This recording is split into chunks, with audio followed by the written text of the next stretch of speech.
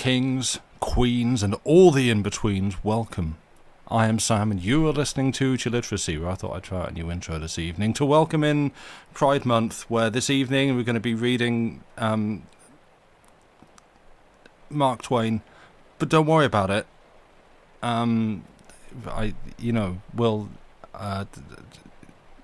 Lucy, if you're there, do you have any Catherine Mansfield to do in the future? Or something.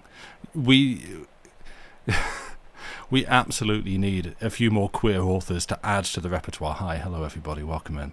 I am Sam, your host, and we'll be reading some Mark Twain stuff.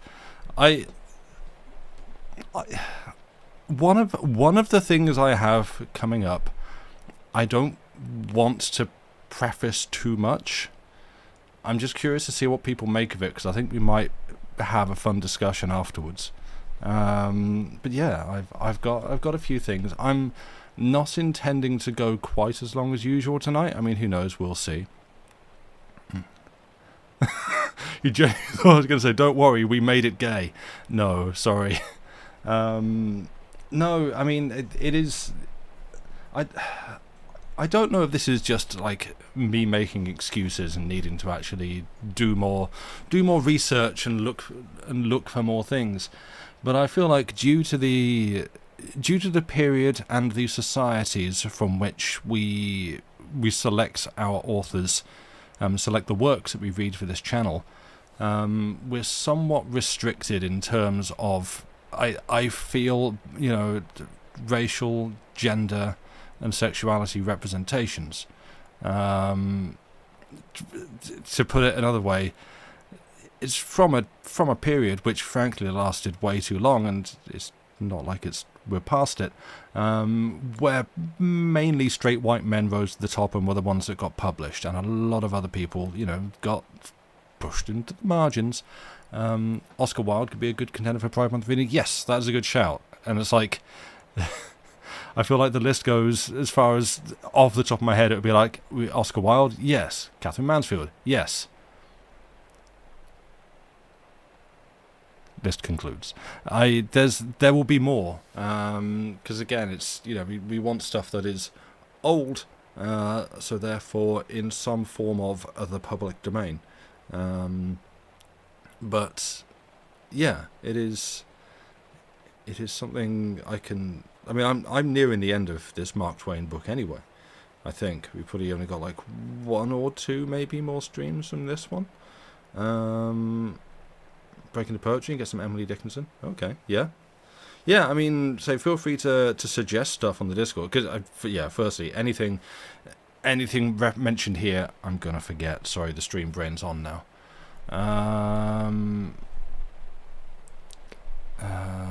Yeah. But yeah, how are we? I am very tired. I don't exactly know. I kind of know why, but also I don't exactly know why. Just ultra lethargic. I have been staying up late, and I'm still trying to get a decent amount of sleep afterwards, but it is leaving me absolutely wiped out. So I am very low energy today, and I apologise for that, which is probably another reason why I'm not intending to go on too late. Another thing while I think of it, let me know how my sound is.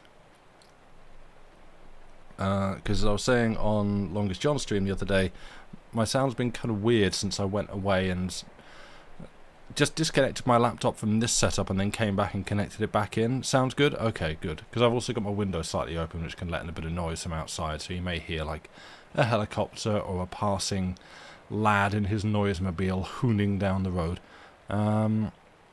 Sounds good. Normal sound? Great. But yeah, that's my status update and where I am.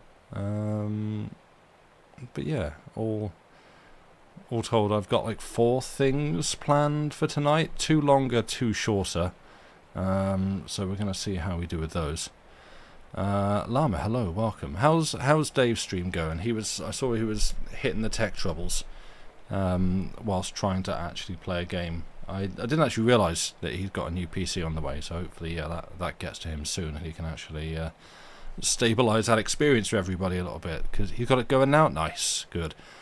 Yeah, I mean, we all know the frustration of, I wish to play a video game or something, do something on the computer, and the computer is not playing ball. Llama, thank you very much for the 12 months, a whole year. Congratulations to you, and thank you from us.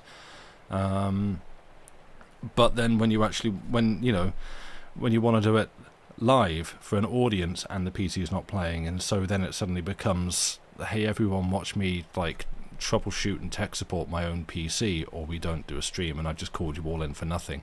That doesn't feel good. So yeah, I'm hoping he can get that sorted and those problems squared away.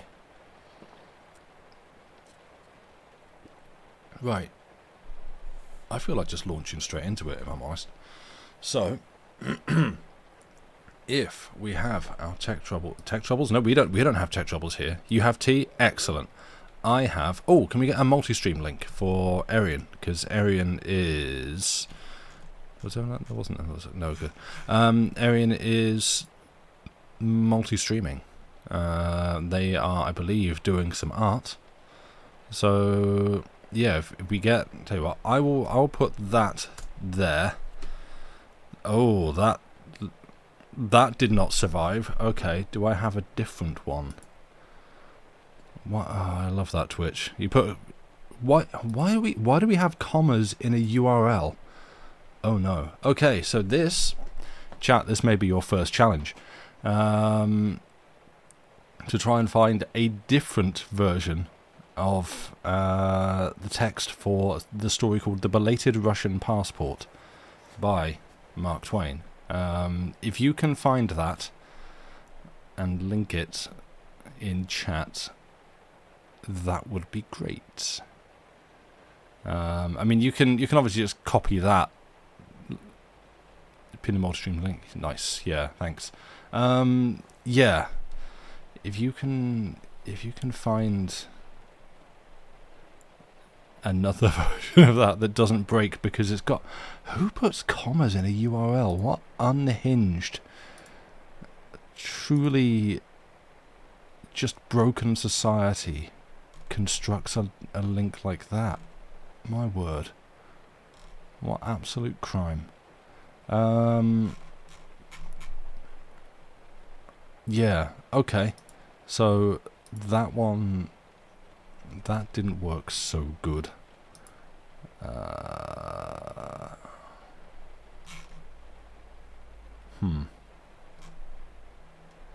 Okay. Didn't consider that would be where the technical problems.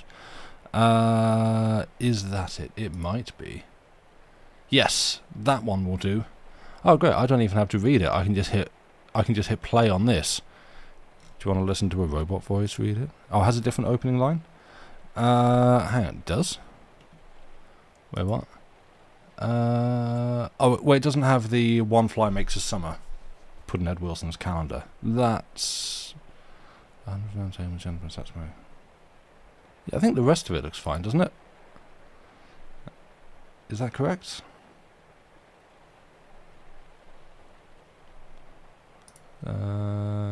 Yeah, the rest of it looks okay. It's just missing that line, the Pudd'nhead Wilson's quote. Yeah, I mean we can go with that one for now, unless...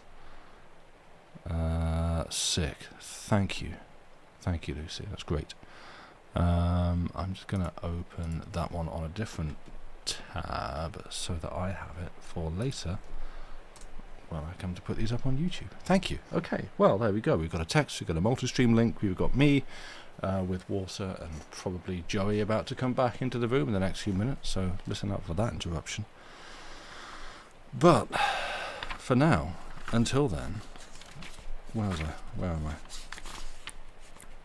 There we go. Let's have ourselves a story. This, when I get my light in the right place, written by Mark Twain, is The Belated Russian Passport. One fly makes a summer. Pudd'nhead Wilson's calendar. Part 1. A great beer saloon in the Friedrichstrasse, Berlin, toward mid-afternoon. At 100 round tables, gentlemen sat smoking and drinking. Flitting here and there and everywhere were white-aproned waiters bearing foaming mugs to the thirsty. At a table near the main entrance were grouped half a dozen lively young fellows, American students, drinking goodbye to a visiting Yale youth on his travels who had been spending a few days in the German capital. "But why do you cut your tour short in the middle, Parrish?" asked one of the students. "I wish you had your chance. What do you want to go home for?" "Yeah," said another. "What is the idea? You want to explain, you know, because it looks like insanity. Homesick?" A girlish blush rose in Parrish's fresh young face, and after a little hesitation he confessed that that was his trouble. "I was never away from home before," he said, "and every day I get more and more lonesome. I have not seen a friend for weeks, and it's been horrible. I meant to stick the trip through, for pride's sake, but seeing you boys has finished me. It's been heaven to me, and I can't take up that companionless dreariness again. If I had company, but I haven't, you know, so it's no use. They used to call me Miss Nancy when I was a small chap, and I reckon that I'm that yet, girlish and timorous and all that. I ought to have been a girl. I can't stand it. I'm going home." The boys rallied him good-naturedly and said he was making the mistake of his life, and one of them added that he ought to at least see St. Petersburg before turning back.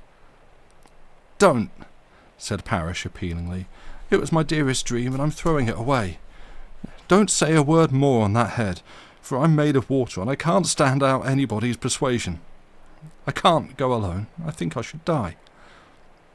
He slapped his breast pocket and added, "Here is my protection against a change of mind. I've bought ticket and sleeper for Paris, and I leave tonight. Drink. Now. This is on me. Bumpers. This is for home." Excuse the chair.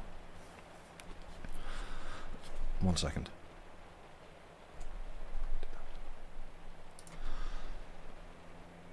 That did not mute the mic. Hang on. Still coughing, still needing to clear my throat. The goodbyes were said, and Alfred Parrish was left to his thoughts and his loneliness. But for a moment only.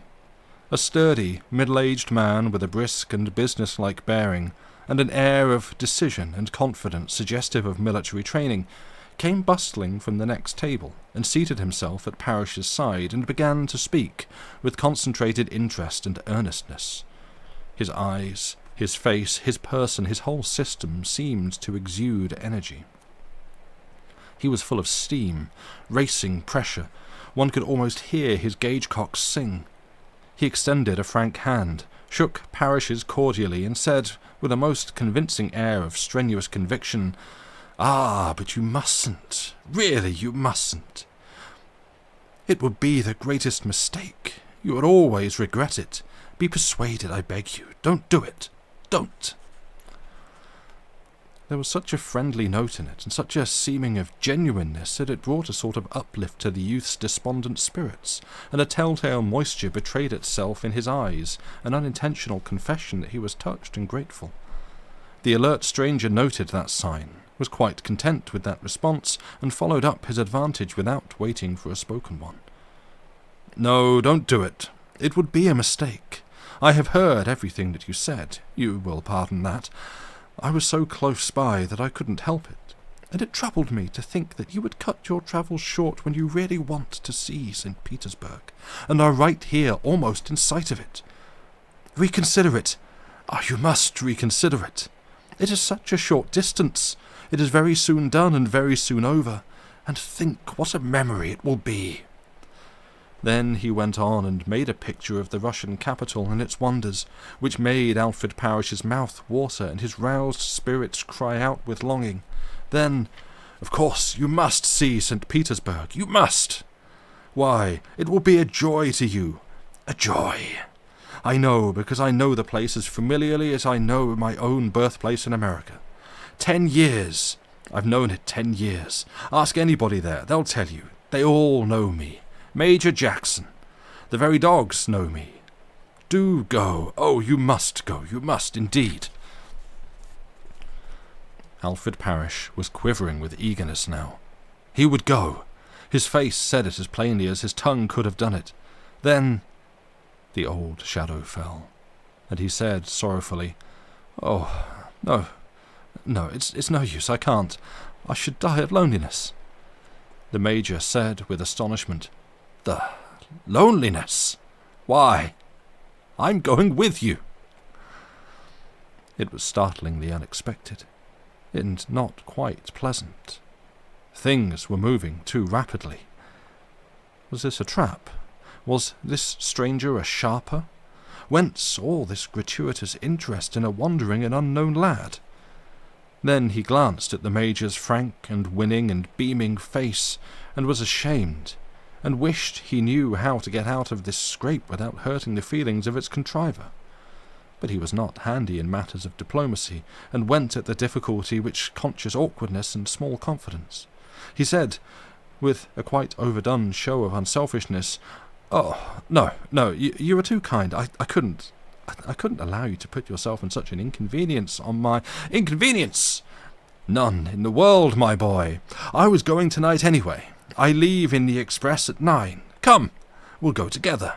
You shan't be a single minute. Come along, say the word." So that excuse had failed. What to do now?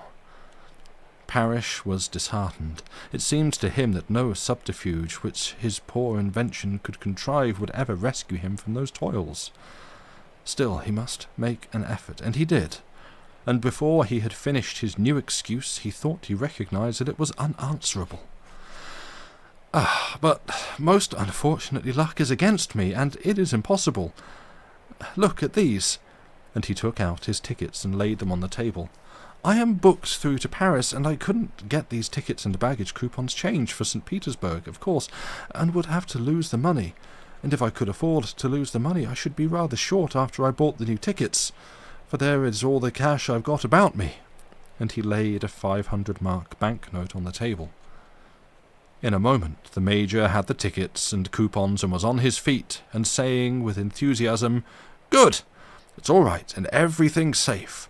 They'll change the tickets and baggage pasters for me. They all know me. Everybody knows me. Sit right where you are. I'll be back right away."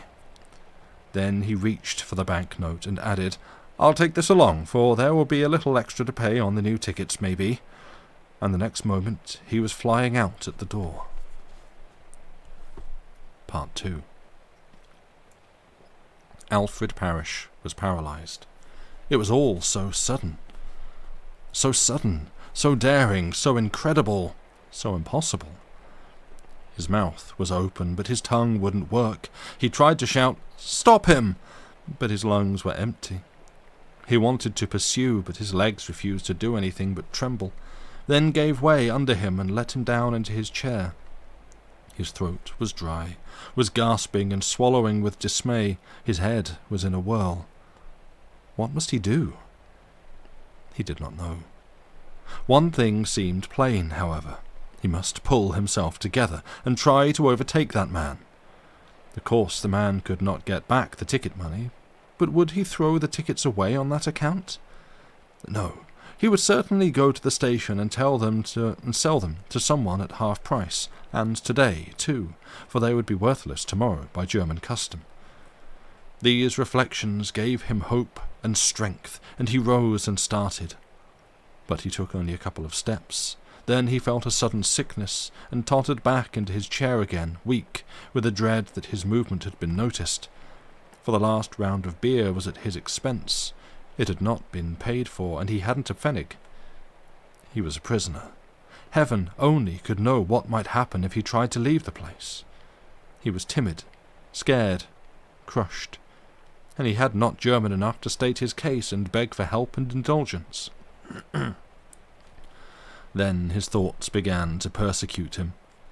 How could he have been such a fool? What possessed him to listen to such a manifest adventurer? And here comes the waiter. He buried himself in the newspaper, trembling. The waiter passed by. It filled him with thankfulness. The hands of the clock seemed to stand still, yet he could not keep his eyes from them. 10 minutes dragged by. The waiter again. Again he hid behind the paper.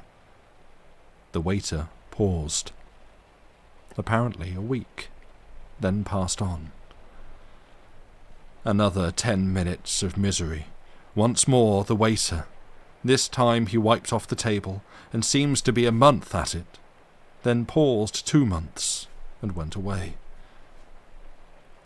Parrish felt that he could not endure another visit. He must take the chances. He must run the gauntlet. He must escape. But the waiter stayed around about the neighbourhood for 5 minutes, months and months seemingly, Parrish watching him with a despairing eye, and feeling the infirmities of age creeping upon him, and his hair gradually turning grey. At last the waiter wandered away, stopped at a table, collected a bill, wandered farther, collected another bill, wandered farther. Parrish's praying eye riveted on him all the time, his heart thumping, his breath coming and going in quick little gasps of anxiety mixed with hope. The waiter stopped again to collect, and Parrish said to himself, "It is now or never," and started for the door. 1 step, 2 steps, 3, 4, he was nearing the door. 5, his legs shaking under him. Was that a swift step behind him? The thought shrivelled his heart. 6 steps, 7, and he was out. 8, 9, 10, 11, 12. There is a pursuing step. He turned the corner and picked up his heels to fly. A heavy hand fell on his shoulder, and the strength went out of his body. It was the Major. He asked not a question. He showed no surprise. He said, in his breezy and exhilarating fashion, "Confound those people, they delayed me. That's why I was gone so long. New man in the ticket office, and he didn't know me, and wouldn't make the exchange because I was irregular. So I had to hunt up my old friend, the great mogul. The station master, you know. Hi there, cab, jump in, Parrish. Russian consulate cabby, and let them fly. So, as I say, that all cost time, but it's all right now and everything's straight. Your luggage reweighed, rechecked, fare, ticket and sleeper changed, and I've got the documents for it in my pocket. Also the change. I'll keep it for you. Whoop along, cabby, whoop along, don't let them go to sleep." Poor Parrish was trying his best to get in a word edgeways as the cab flew farther and farther from the bilked beer hall, and now at last he succeeded and wanted to return at once and pay his little bill. "Oh, never mind about that," said the Major placidly. "That's all right, they know me. Everybody knows me. I'll square it next time I'm in Berlin. Push along, cabby, push along. No great lot of time to spare now." They arrived at the Russian consulate, a moment after hours, and hurried in. No one there but a clerk.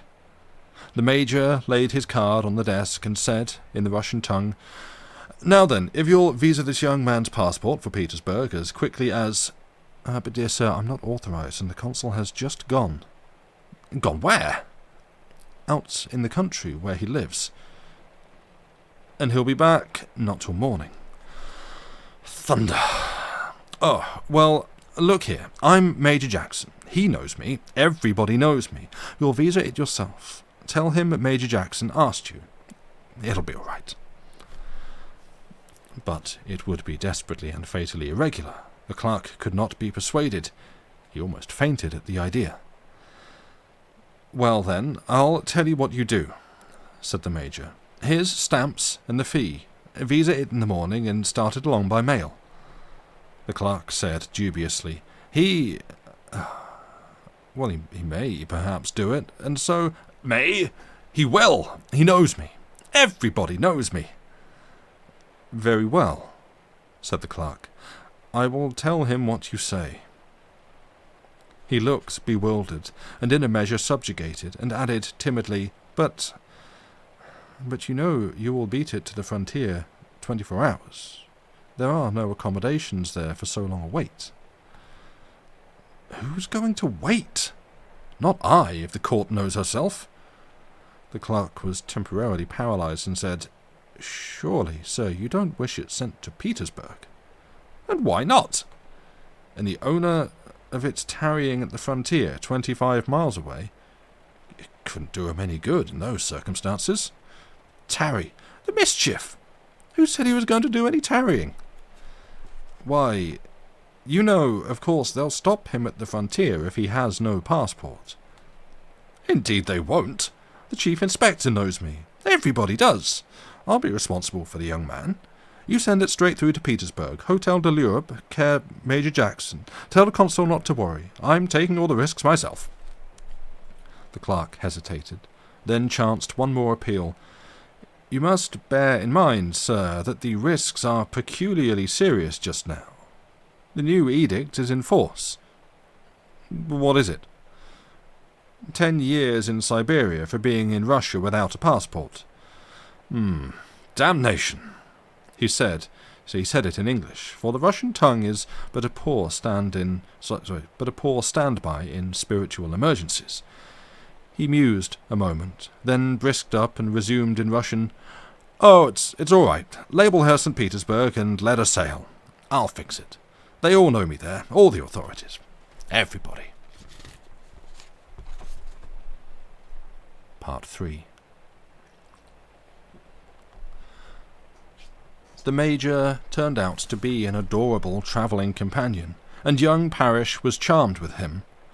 His talk was sunshine and rainbows, and lit up the whole region around, and kept it gay and happy and cheerful. And he was full of accommodating ways, and knew all about how to do things, and when to do them, and the best way. 1 second. And I'm back. So the long journey was a fairy dream for that young lad who had been so lonely and forlorn and friendless so many homesick weeks. At last, when the two travellers were approaching the frontier, Parrish said something about passports, then started as if recollecting something and added, Why, come to think, I don't remember your bringing my passport away from the consulate. But you did, didn't you? Nope, it's coming by mail, said the Major comfortably. Coming by mail? Gasped the lad, and all the dreadful things he had heard about the terrors and disasters of passportless visitors to Russia rose in his frightened mind and turned him white to the lips. Oh, Major, oh my goodness, what will become of me? How could you do such a thing? The Major laid a soothing hand upon the youth's shoulder and said, Now, don't you worry, my boy, don't you worry a bit. I'm taking care of you, and I'm not going to let any harm come to you. The Chief Inspector knows me, and I'll explain to him, and it'll be all right. You'll see. Now, don't you give yourself the least discomfort. I'll fix it all up, easy as nothing. Alfred trembled, and felt a great sinking inside, but he did what he could to conceal his misery, and to respond with some show of heart to the Major's kindly pettings and reassurings. At the frontier he got out and stood on the edge of the great crowd, and waited in deep anxiety while the Major ploughed his way through the mass to explain to the Chief Inspector. It seemed a cruelly long wait, but at last the Major reappeared. He said cheerfully, Damnation, it's a new inspector, and I don't know him. Alfred fell up against a pile of trunks with a despairing, Oh, dear, I might have known it, and was slumping limp and helpless to the ground, but the Major gathered him up and seated him on a box, and sat down by him, with a supporting arm around him, and whispered in his ear, Don't worry, laddie, don't. It's going to be all right. You just trust to me. The sub-inspector's as near-sighted as a shad. I watched him, and I know it's so. Now, I'll tell you how to do. I'll go and get my passport chalked. Then I'll stop right yonder inside the grill where you see those peasants with their packs. You be there, and I'll back up against the grill and slip my passport to you through the bars. Then you tag along after the crowd and hand it in, and trust to Providence and that shad. Mainly the shad. You'll pull through all right. Now, don't you be afraid. But, oh dear, your description and mine don't tally any more than, oh, that's all right. Difference between 51 and 19, just entirely imperceptible to that shad. Don't you fret. It's going to come out right as nails.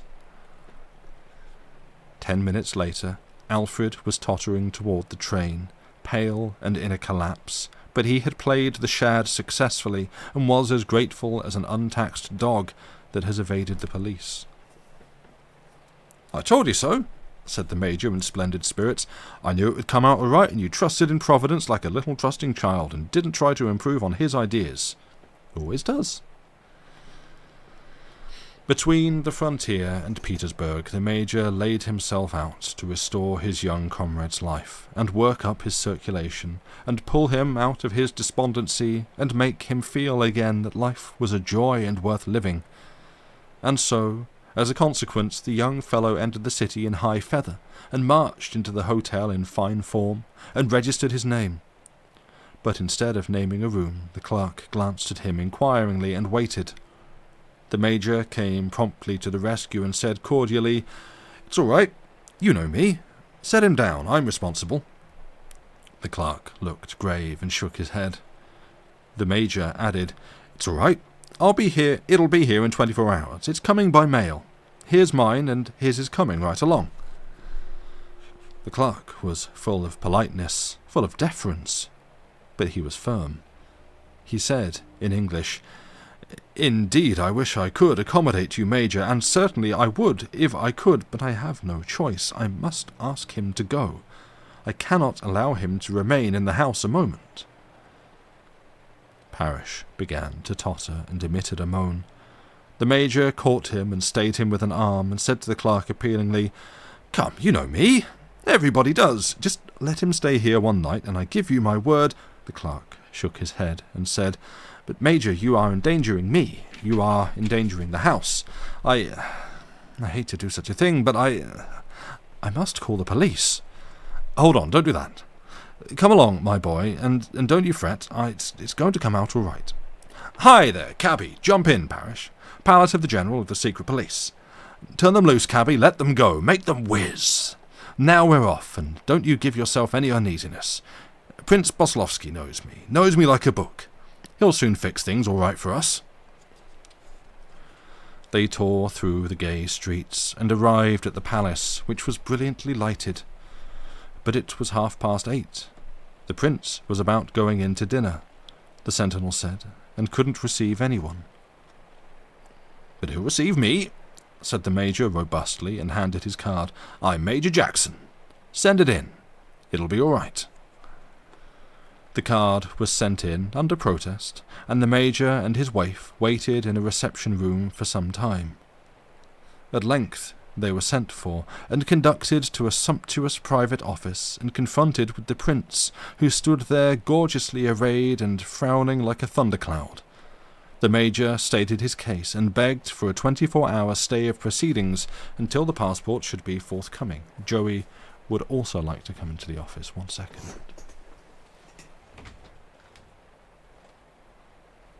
In you come, my boy. Yeah, I know. Are you jumping up there? Rad. Right. Meow. Yeah, but I'm reading. Come over. Scoop. Meow. There you go. No, you want to go on the desk? Okay. He did not want to be on the lap. Right. Let's step back a bit. The Major stated his case and begged for a 24-hour stay of proceedings until the passport should be forthcoming. "Oh, impossible," said the prince in faultless English. "I marvel that you should have done so insane a thing as to bring the lad into the country without a passport, Major. I marvel at it. Why, it's 10 years in Siberia and no help for it. Catch him, support him." For poor Parrish was making another trip to the floor. "Here, quick, give him this. There, take another draught. Brandy's the thing, don't you find it so, lad? Now you feel better, poor fellow. Lie down on the sofa. How stupid it was of you, Major, to get him into such a horrible scrape." The Major eased the boy down with his strong arms, put a cushion under his head, and whispered in his ear, "Look as damn sick as you can. Play it for all it's worth. He's touched, you see, got a tender heart under there somewhere. Fetch a groan and say, 'Oh, Mama, Mama,' it'll knock him out, sure as guns." Parrish was going to do these things anyway, from native impulse, so they came from him promptly, and with great and moving sincerity, and the Major whispered, "Splendid, do it again. Bernhard couldn't beat it." What with the Major's eloquence and the boy's misery, the point was gained at last. The prince struck his colours and said, "Have it your way, though you deserve a sharp lesson and you ought to get it. I give you exactly 24 hours. If the passport is not here then, don't come near me. It's Siberia without hope of pardon." While the Major and the lad poured out their thanks, the prince rang in a couple of soldiers, and in their own language he ordered them to go with these two people and not lose sight of the younger one for a moment for the next 24 hours, and if, at the end of that term, the boy could not show a passport, impound him in the dungeon of St. Peter and St. Paul, and report. There the unfortunates arrived at the hotel with their guards, dined under their eyes, remained in Parish's room until the Major went off to bed, after cheering up the said Parish. Then one of the soldiers locked himself and Parish in, and the other one stretched himself across the door outside, and soon went off to sleep. So also did not Alfred Parish. The moment he was alone with the solemn soldier, and the voiceless silence his machine-made cheerfulness began to waste away. His medicated courage began to give off its supporting gases and shrink toward normal, and his poor little heart to shrivel like a raisin. Within 30 minutes he struck bottom. Grief, misery, fright, despair could go no lower. Bed? Bed was not for such as he. Bed was not for the doomed, the lost. Sleep? He was not the Hebrew children. He could not sleep in the fire. He could only walk the floor, and not only could, but must, and did by the hour, and mourned and wept and shuddered and prayed. Then, all sorrowfully, he made his last dispositions and prepared himself, as well as in him lay, to meet his fate. As a final act, he wrote a letter. "My darling mother, when these sad lines shall have reached you, your poor Alfred will be no more. No, worse than that, far worse. Through my own fault and foolishness I have fallen into the hands of a sharper or a lunatic. I do not know which, but in either case I feel that I am lost. Sometimes I think he is a sharper, but most of the time I think he is only mad, for he has a kind, good heart, I know, and he certainly seems to try the hardest that ever a person tried to get me out of the fatal difficulties he has gotten me into. In a few hours I shall be one of a nameless horde plodding the snowy solitudes of Russia, under the lash, and bound for that land of mystery and misery and termless oblivion, Siberia. I shall not live to see it. My heart is broken, and I shall die. Give my picture to her, and ask her to keep it in memory of me, and so to live, that in the appointed time she may join me in that better world where there is no marriage nor giving in marriage, and where there are no more separations, and troubles never come. Give my yellow dog to Archie Hale, and the other one to Henry Taylor. My blazer I give to Brother Will, and my fishing things and Bible. There is no hope for me. I cannot escape. The soldier stands there with his gun and never takes his eyes off me, just blinks. There is no other movement, any more than if he was dead. I cannot bribe him. The maniac has my money. The letter of credit is in my trunk and may never come. Will never come, I know. Oh, what is to become of me? Pray for me, darling mother, pray for your poor Alfred. But it will do no good. Part 4. I know, it's very bleak.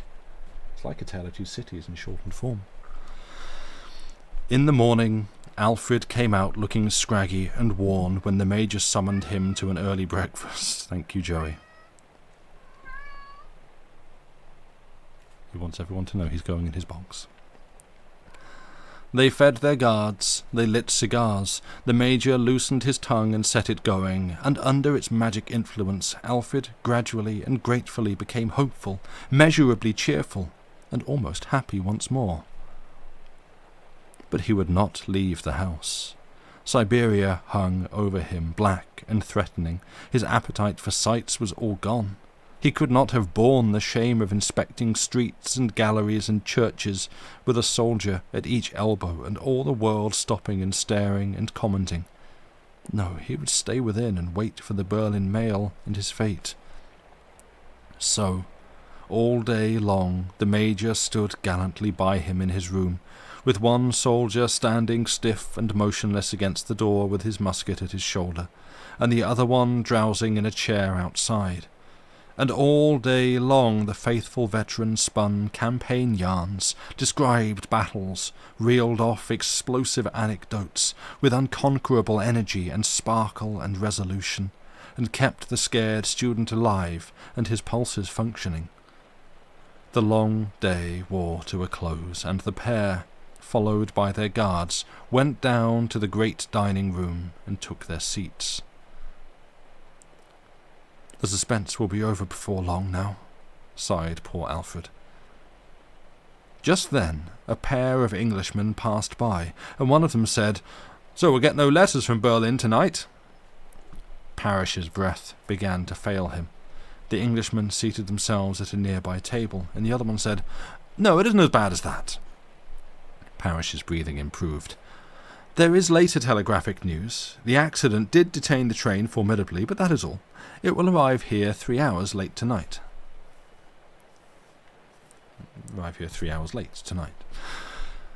Parrish did not get to the floor this time, for the Major jumped for him in time. He had been listening and foresaw what would happen. He patted Parrish on the back, hoisted him out of his chair, and said cheerfully, "Come along, my boy, cheer up. There's absolutely nothing to worry about. I know a way out. Bother the passport. Let it lag a week if it wants to. We can do without it." Parrish was too sick to hear him. Hope was gone, Siberia present. He moved off on legs of lead, upheld by the Major, who walked him to the American legation, heartening him on the way with assurances that on his recommendation the minister wouldn't hesitate a moment to grant him a new passport. "I had that card up my sleeve all the time," he said. "The minister knows me familiarly. Chummed together hours and hours under a pile of other wounded at Cold Harbour. Been chummies ever since. A spirit, though we haven't met much in body. Cheer up, laddie. Everything's looking splendid. By gracious, I feel as cocky as a buck angel. Here we are, and our troubles are at an end, if we ever really had any." There, alongside the door, was the trademark of the richest and freest and mightiest republic of all the ages, the pine disc with the planked eagle spread upon it, his head and shoulders among the stars, and his claws full of out-of-date war material. And at that sight the tears came into Alfred's eyes, the pride of country rose in his heart, "Hail Columbia" boomed up in his breast, and all his fears and sorrows vanished away. For here he was safe. Not all the powers of the earth would venture to cross that threshold to lay a hand upon him. For economy's sake, the mightiest republic's legations in Europe consist of a room and a half on the 9th floor when the 10th is occupied, and the legation furniture consists of a minister or an ambassador with a brakeman's salary, a secretary of legation who sells matches and men's crockery for a living, a hired girl for interpreter and general utility, pictures of the American liners, a chromo of the reigning president, a desk, 3 chairs, kerosene lamp, a cat, a clock, and a cuspidor with the motto, "In God We Trust." The party climbed up there, followed by the escort. A man sat at the desk, writing official things on wrapping paper with a nail. He rose and faced about. The cat climbed down and got under the desk. The hired girl squeezed herself up into the corner by the vodka jug to make room. The soldiers squeezed themselves up against the wall alongside of her, with muskets at shoulder arms. Alfred was radiant with happiness and the sense of rescue. The Major cordially shook hands with the official, rattled off his case in easy and fluent style, and asked for the desired passport. The official seated his guests, then said, "Well, I am only the Secretary of Legation, you know, and I wouldn't like to grant a passport while the minister is on Russian soil. There is far too much responsibility. All right, send for him. The secretary smiled and said, That's easier said than done. He's away up in the wilds somewhere on his vacation. Great Scott! Exclaimed the Major. Alfred groaned. The colour went out of his face, and he began to slowly collapse in his clothes. The secretary said, wonderingly, Why, what are you great Scotting about, Major? The Prince gave you 24 hours. Look at the clock. You're all right. You've got half an hour left. The train is just due.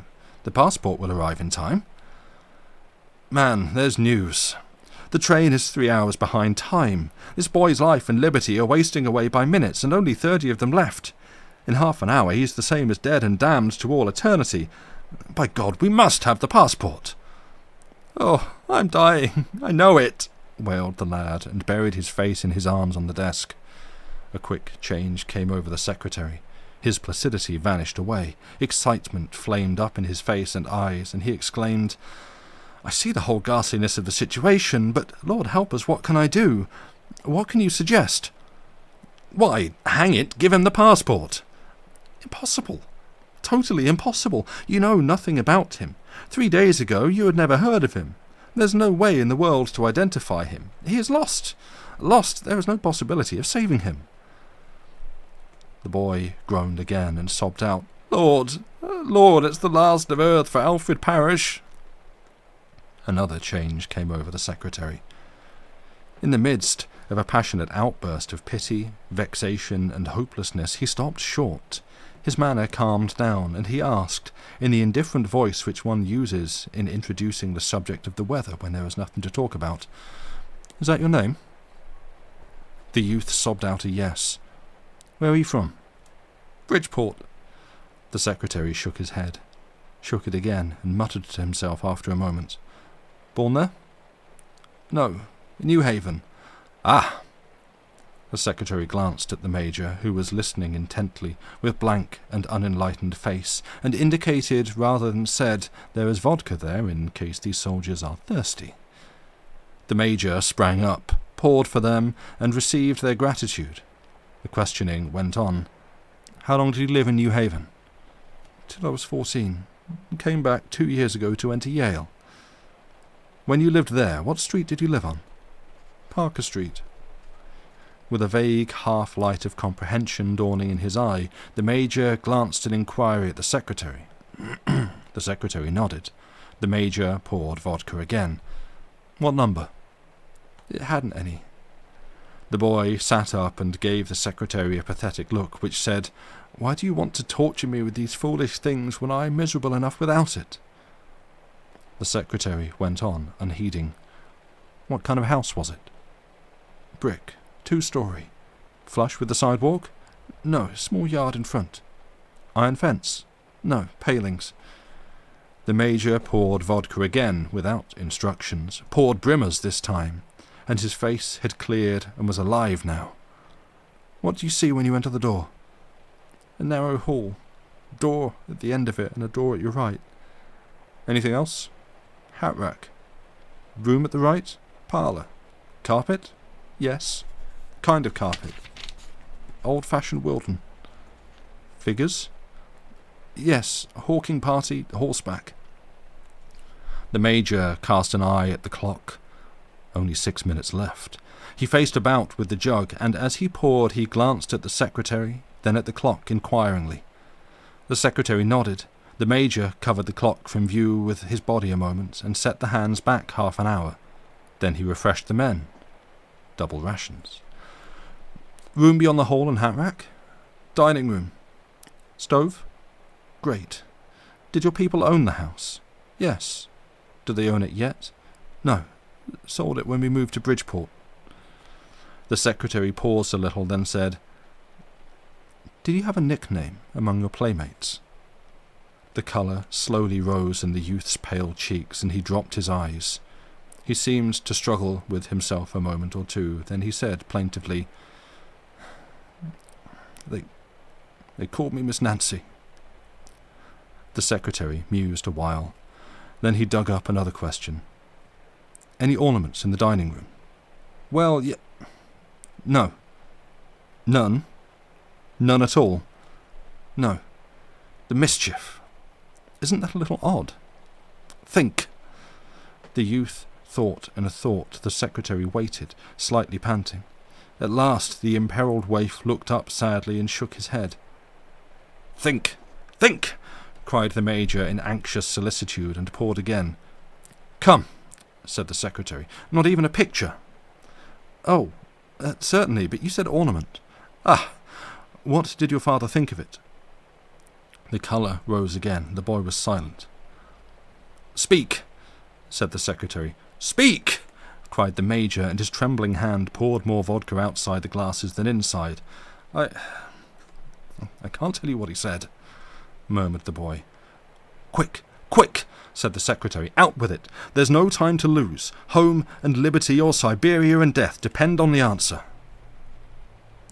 Oh, have pity. He is a clergyman and, no matter, out with it, or he said it was the hellfiredest nightmare he ever struck. Saved!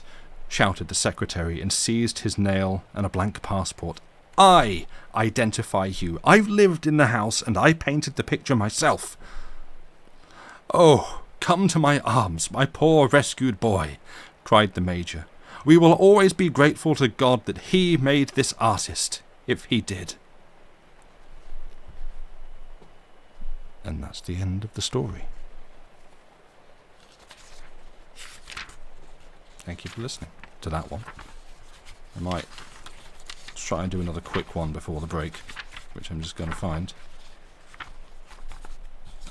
And I'm just going to get the text for you. If I remember which one it was. No, not that one. It is this one. Stressful? Yeah.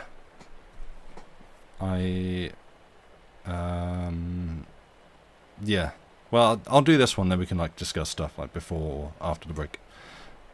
So this is a very short one.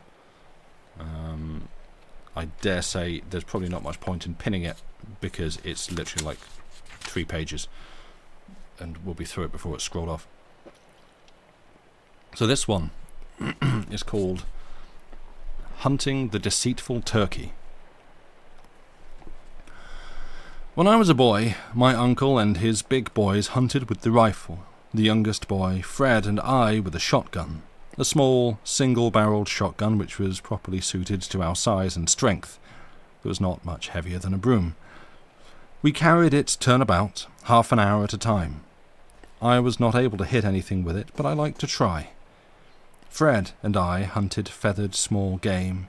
The others hunted deer, squirrels, wild turkey, and such things. My uncle and the big boys were good shots. They killed hawks and wild geese and such like on the wing, and they didn't wound or kill squirrels, they stunned them. When the dogs treed a squirrel, the squirrel would scamper aloft and run out on a limb and flatten himself along it, hoping to make himself invisible in that way, and not quite succeeding. You could see his weird little ear sticking up. You couldn't see his nose, but you knew where it was. Then the hunter, despising a rest for his rifle, stood up and took off-hand aim at the limb and sent a bullet into it immediately under the squirrel's nose, and down tumbled the animal, unwounded but unconscious. The dogs gave him a shake, and he was dead. Sometimes, when the distance was great and the wind not accurately allowed for, the bullet would hit the squirrel's head. The dogs could do as they pleased with that one. The hunter's pride was hurt, and he wouldn't allow it to go into the game bag. In the first faint grey of the dawn, the stately wild turkeys would be stalking around in great flocks, and ready to be sociable, and answer invitations to come and converse with other excursionists of their kind. The hunter concealed himself, and imitated the turkey call by sucking the air through the leg bone of a turkey, which had previously answered a call like that, and lived only just long enough to regret it. There is nothing that furnishes a perfect turkey call except that bone. Another of nature's treacheries, you see. She is full of them. Half the time she doesn't know which she likes best, to betray her child or protect it. In the case of the turkey, she is badly mixed. She gives it a bone to be used in getting it into trouble, and she also furnishes it with a trick for getting itself out of trouble again. When a mama turkey answers an invitation and finds that she has made a mistake in accepting it, she does as the mama partridge does. Remembers a previous engagement and goes limping and scrambling away, pretending to be very lame. And at the same time she is saying to her not visible children, "Lie low, keep still, don't expose yourselves. I shall be back as soon as I have beguiled this shabby swindler out of the country." While a person is ignorant and confiding, this immoral device can have tiresome results. I followed an ostensible lame turkey over a considerable part of the United States one morning because I believed in her and could not think she would deceive a mere boy, and one who was trusting her and considering her honest. I had the single-barreled shotgun, but my idea was to catch her alive. I often got within rushing distance of her, and then made my rush, but always, just as I made my final plunge and put my hand down where her back had been, it wasn't there. It was only 2 or 3 inches from there, and I brushed the tail feathers as I landed on my stomach. A very close call, but still not quite close enough. That is, not close enough for success, but just close enough to convince me that I could do it next time. She always waited for me, a little piece away, and let on to be resting and greatly fatigued, which was a lie, but I believed it, for I still thought her honest long after I ought to have begun to doubt her, suspecting that this was no way for a high-minded bird to be acting. I followed and followed and followed, making my periodical rushes and getting up and brushing the dust off, and resuming the voyage with patient confidence. Indeed, with a confidence which grew, for I could see by the change of climate and vegetation that we were getting up into the high latitudes, and as she always looked a little tireder and a little more discouraged after each rush, I judged that I was safe to win in the end, the competition being purely a matter of staying power, and the advantage lying with me from the start, because she was lame. Along in the afternoon I began to feel fatigued myself. Neither of us had had any rest since we first started on the excursion, which was upwards of 10 hours before, though latterly we had paused a while after rushes, I letting on to be thinking about something else, but neither of us sincere and both of us waiting for the other to call game, but in no real hurry about it, for indeed those little evanescent snatches of rest were very grateful to the feelings of us both. It would naturally be so, skirmishing along like that ever since dawn and not a bite in the meantime. At least for me, though sometimes as she lay on her side, fanning herself with a wing and praying for strength to get out of this difficulty, a grasshopper happened along whose time had come, and that was well for her and fortunate. But I had nothing. Nothing the whole day. More than once, after I was very tired, I gave up taking her alive, and was going to shoot her. But I never did it, although it was my right, for I did not believe I could hit her. And besides, she always stopped and posed when I raised the gun, and this made me suspicious that she knew about me and my marksmanship, so I did not care to expose myself to remarks. I did not get her at all. When she got tired of the game at last, she rose from almost under my hand and flew aloft with the rush and whir of a shell, and lit on the highest limb of a great tree, and sat down and crossed her legs and smiled down at me, and seemed gratified to see me so astonished. I was ashamed, and also lost, and it was while wandering the woods hunting for myself that I found a deserted log cabin, and had one of the best meals there that in my life days I have eaten. The weed-grown garden was full of ripe tomatoes, and I ate them ravenously, though I had never liked them before. Not more than 2 or 3 times since have I tasted anything that was so delicious as those tomatoes. I surfeited myself with them, and did not taste another one until I was in middle life. I can eat them now, but I do not like the look of them. I suppose we have all experienced a surfeit at one time or another. Once, in stress of circumstances, I ate part of a barrel of sardines, there being nothing else at hand, but since then I have always been able to get along without sardines. And that was the tale of Mark Twain as a child hunting the deceitful turkey. Thank you for listening. Which should we go to a break? I think we should go to a break. So let's do that. And yeah, we'll see you back here after the break. You know what to do. Move those limbs that you got, cycle the fluids, and get stretch and other such things. I'm probably going to move around a little bit. And see you. Oh, Dave, you coming in just as we're going to a break? Well, good. I mean, it's. I was literally just about to click hi. Hello, welcome in, Dave Raiders. I hope you have come from a good and successful and free of technical trouble stream. It's not the worst. It's kind of. I mean, it's bad for me because it means I can't go on a break. Dave has crashed and probably can't talk. That's fair. Well, yeah, welcome in. Hello. If you happen to be new here, I'm seeing only familiar names in chat. But yeah, if you happen to be new here, hello. This is Gilliteracy. My name is Sam, and Lucy is the other person who runs this channel. And we read books and things here. Hey Amras, you're new. What is this? Thank you for triggering the welcome bear. I love seeing new faces in the chat, and I love seeing this community grow from strength to strength. That will mean absolutely nothing to probably anybody here but me. But that's fine. Sometimes I can make a joke for me. It's a thing from another channel that I watch. It's Sean Moore, who's raided here a few times. Good fella. He has the welcome bear for people to click on to introduce themselves in chat, and it's only ever used by people who are regulars. If we don't enjoy our own jokes, what can we enjoy? Chocolate. Yeah. Well, thank you. Welcome in. Make yourself comfortable. We're just going to go to a break, so you've got like 5 minutes or so to do the things I was telling everyone else to do. Stretch the limbs you got, cycle the fluids, do those things, and we'll be back here in a bit for some more Mark Twain short stories. See you in a bit, friends.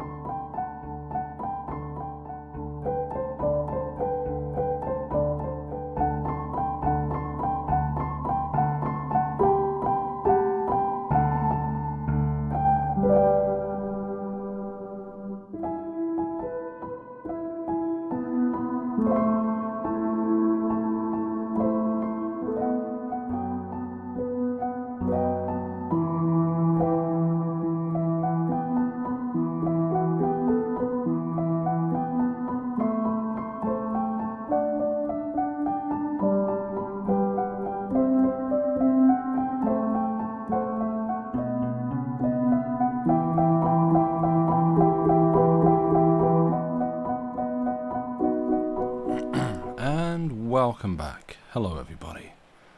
I hope that you have had a valid and worthwhile break. You didn't get chocolate, you got a smoothie though? Ooh. Nice. Okay, yeah, that's fine. It's warm this evening, isn't it? It's only... Wow. Windows are telling me it's only 13 degrees. I don't believe that for a second. It is much warmer than 13 degrees, you liar. You have no chocolate and no smoothie? Oh no. Peanut butter M&Ms, some chocolate involved. Nice. Very good. Excellent. But yeah, hello, welcome back. How are we liking the things so far? The passport, what was it? Thingy, the man with the missing passport. That's the one. What was it called? The belated Russian passport. So obviously the main takeaway from that one, you'd be having to swap 18 degrees from my 12. That's the thing. It's this is in my room. Categorically does not feel like 13 degrees. It is not. It is not that cold. It is not that close to 10. Like 10 feels cold, and this is not. But yeah, like the main takeaway I think that we got from the belated Russian passport was, good grief, that was stressful. And you know, here is someone just sort of being swept up by a very, I'm going to say, JD-esque enthusiastic major who's like, it'll go fine, don't worry about it, trust me. And he was fine, but putting other people around him in... No, that's not... that. I'm not saying JD does that, but just the confidence of like, yeah, I know what I'm doing, it's great. Oh no. Paris needs to learn the word no. Yeah, so like, the... One second, Joey wants to go out.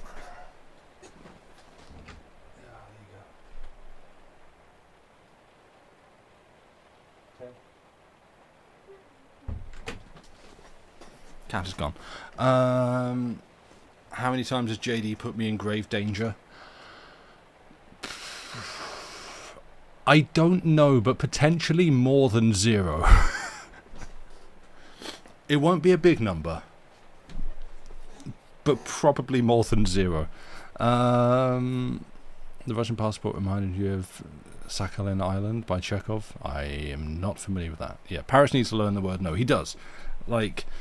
Yeah, and that's the thing, because I had a quick look on... Goodreads has like 3 reviews for it, and it's like 2.5 out of 5 stars. So people do not vibe with this story at all. But the negative reviews are, you know, Twain writes a good farce when he can, but it's just frustrating because this protagonist needs to learn to say no, and needs to, you know, it's just so silly that he could put a stop to all this if he would just say no. And I'm like, yeah, that's sort of the point. You've got someone who isn't capable of saying no because he's just sort of swept along. But also I kind of, oh, it stood out to me, and it might just be me. I liked on the opening page, like a couple of paragraphs in. Obviously, he's talking about, you know, he's talking about being bullied, which isn't nice, isn't good, obviously. But he says, you know, they used to call me Miss Nancy when I was a small chap, and I reckon I'm that yet, girlish and timorous and all that. I ought to have been a girl. I can't stand it, I'm going home. Like, I don't know, that, I mean, sadly that's probably the closest you're going to get to pride representation today. But I appreciate, I think, that you have a character who... It almost feels to be in some ways like perhaps, and this might just be like, I don't know, straight man about to wander, you know, straight into a minefield. You've headcanoned on this? Yeah, like, feels potentially within the realms of, you know, not beyond the realms of plausibility. This is perhaps like a slightly queer-coded character, maybe? I'm not sure. And as I say, look, the Pride logo's up. Look away. yeah, I don't know. Like this isn't me saying, "Here you go. Here's your pride rep." It's not. It's clearly not. But this, I don't know. I read that earlier or last night and just thought like, oh, I appreciate the good old they never shared a scene together, but who cares thing way before Queerlet was more mainstream. Yeah, and that's the thing.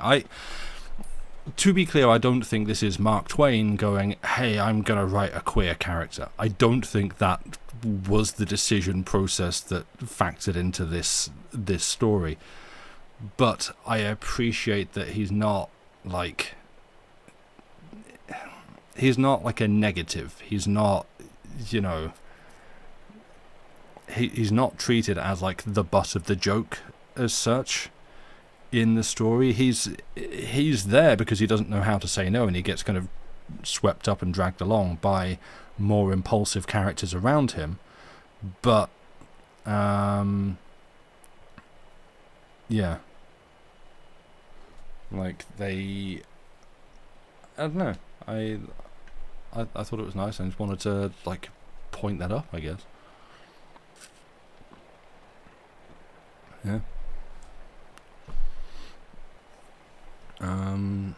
But yeah, I don't know. That was that story.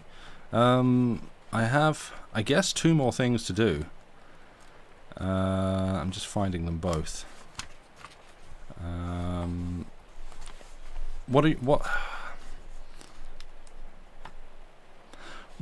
would you like, chat? Slightly longer for. In which order do we want these? Do we want another very short one first, and then something a bit longer? Or do you want the slightly longer one first? How do I describe the tones of these?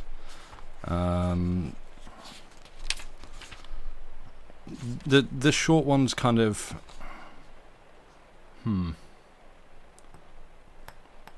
let's say the short one is like grumpy Mark Twain anti-war, and the longer one, I guess, is a little bit more. Actually, it's not very long, is it? It's going to be a short second half, so I can just sit and waffle for a minute.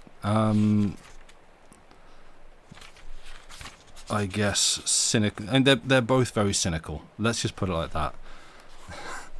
One's cynical about war, the other cynical about society. Yeah, waffle. Oh, yeah. I've not had waffles in ages. Damn. Yeah, I don't know. I don't mind. Should I do the longer one first and finish on a downbeat? Short one about war first? Alright. The exact opposite. We can do that one. I had it a second ago. I literally found it just a second. And no, it's not that one. That's a sad story about a dog that dies. Don't worry. I've decided not to read A Dog's Tale. I looked up a summary. One first, then the other one. Wow. Provided with a radical suggestion. Yeah.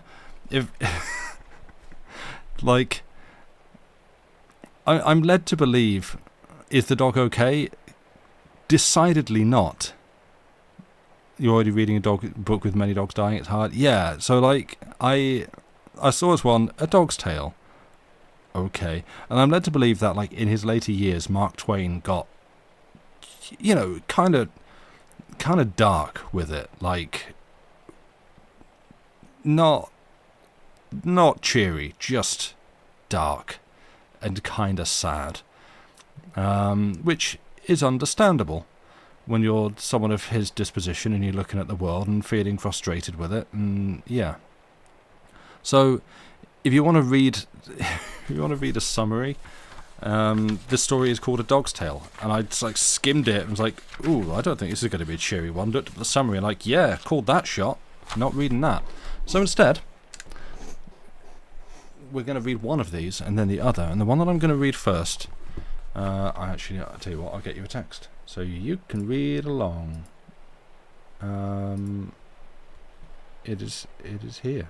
It is this one, and it is called The War Prayer.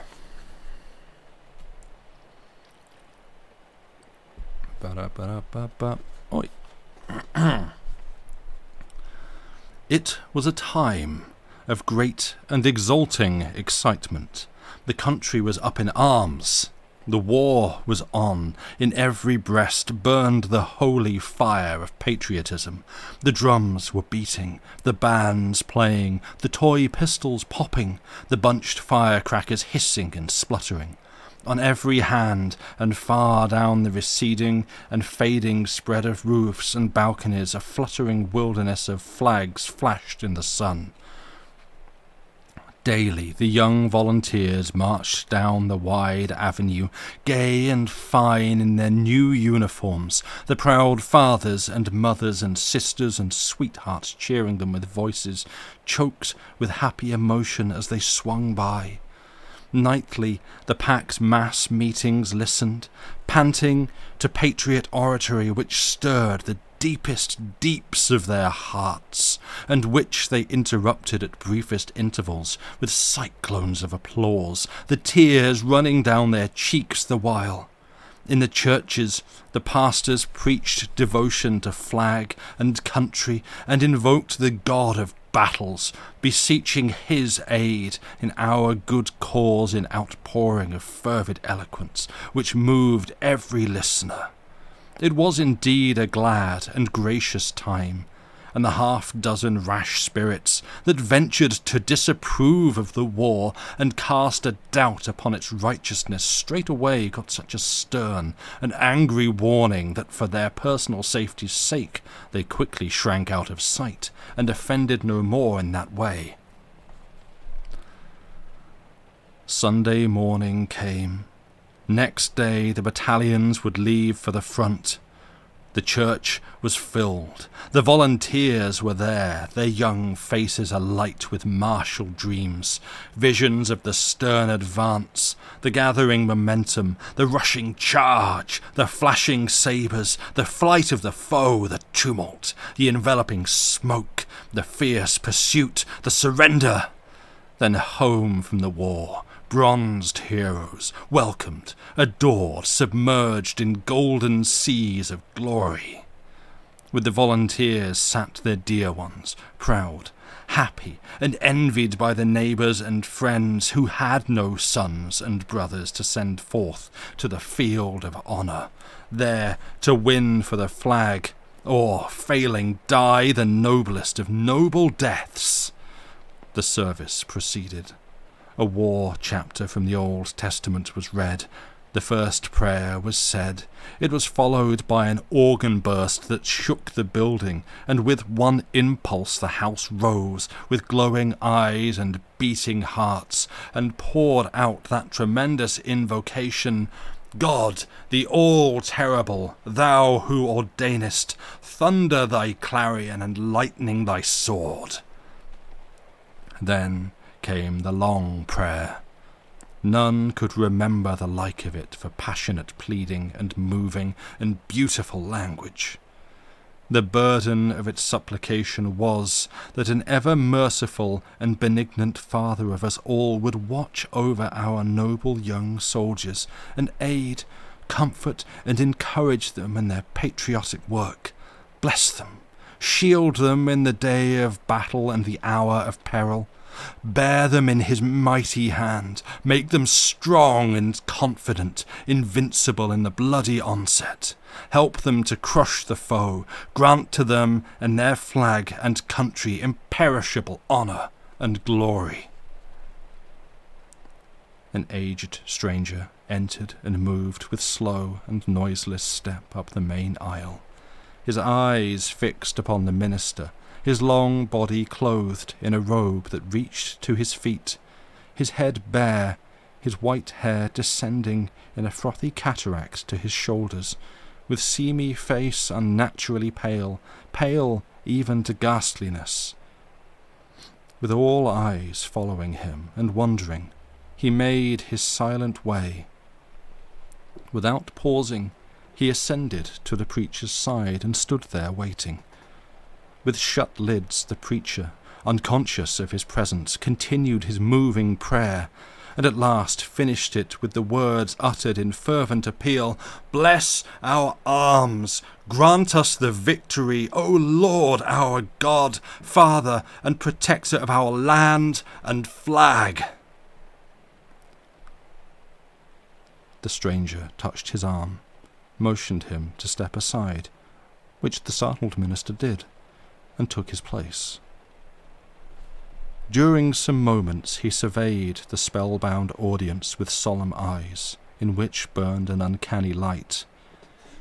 Then, in a deep voice, he said, "I come from the throne, bearing a message from Almighty God." The words smote the house with a shock. If the stranger perceived it, he gave no attention. "He has heard the prayer of his servant your shepherd, and will grant it, if such shall be your desire, after I, his messenger, shall have explained to you its import, that is to say, its full import. For it is like unto many of the prayers of men, in that it asks for more than he who utters it is aware of, except he pause and think. God's servant and yours has prayed his prayer. Has he paused and taken thought? Is it one prayer? No, it is two. One uttered, the other not. Both have reached the ear of him who heareth all supplications, and the spoken and the unspoken. Ponder this, keep it in mind. If you would beseech a blessing upon yourself, beware, lest without intent you provoke a curse upon a neighbour at the same time. If you pray for the blessing of rain upon your crop which needs it, by that act you are possibly praying for a curse upon some neighbour's crop which may not need rain and can be injured by it. You have heard your servant's prayer, the uttered part of it. I am commissioned of God to put into words the other part of it, that part which the pastor, and also you in your hearts, fervently prayed silently, and ignorantly, and unthinkingly? God grant that it was so. You heard these words, "Grant us the victory, O Lord our God." That is sufficient.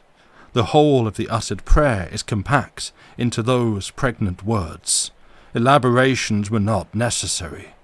When you have prayed for victory, you have prayed for many unmentioned results which follow victory, must follow it, cannot help but follow it.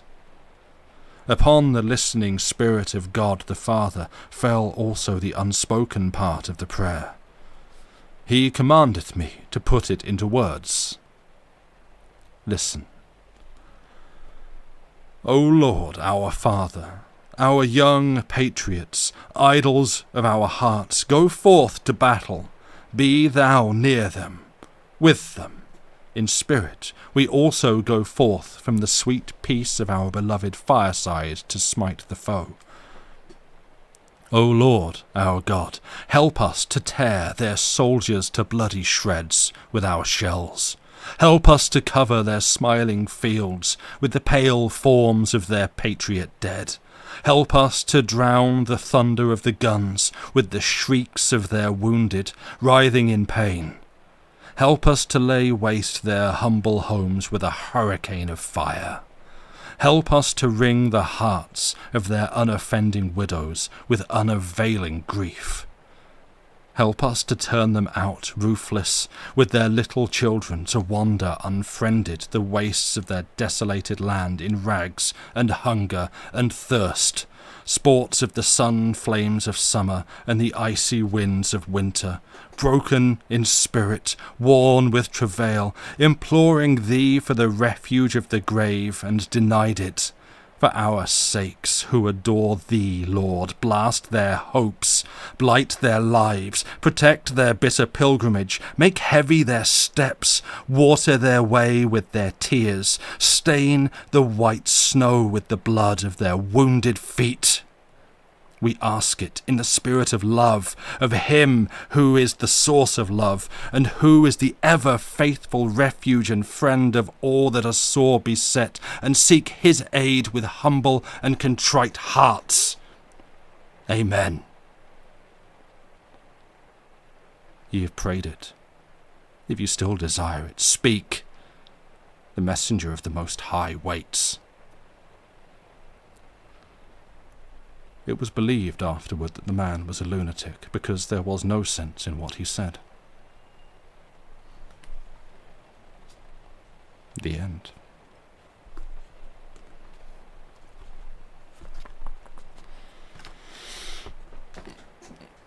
So, cheery, right? Yeah, it's well written. Yeah, right? Like, I might possibly revisit that one in November. It was, perhaps has some things to say about war and the hypocrisy of religion. Who could say? So, he loved that it ended like that. Wouldn't have believed it if the congregation had changed its mind. Exactly. Yep.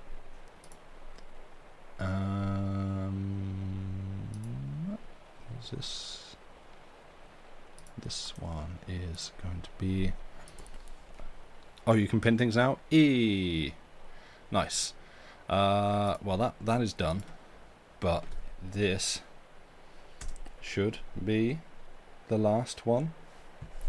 Let's do this. Yeah, we can get through this in time. This is the last story for tonight. On my majestic return to the channel after so long away, yeah. It's been a long break, and I do apologise, but it's nice to be back. I've kind of appreciated the rest, to be honest. It's been nice. But yeah, I'm glad to be back because I enjoy this. It's fun. Putting a bit of a performance on. Yeah, so this is the last story. It is called Two Little Tales. You're glad to have me back? Why, thanks.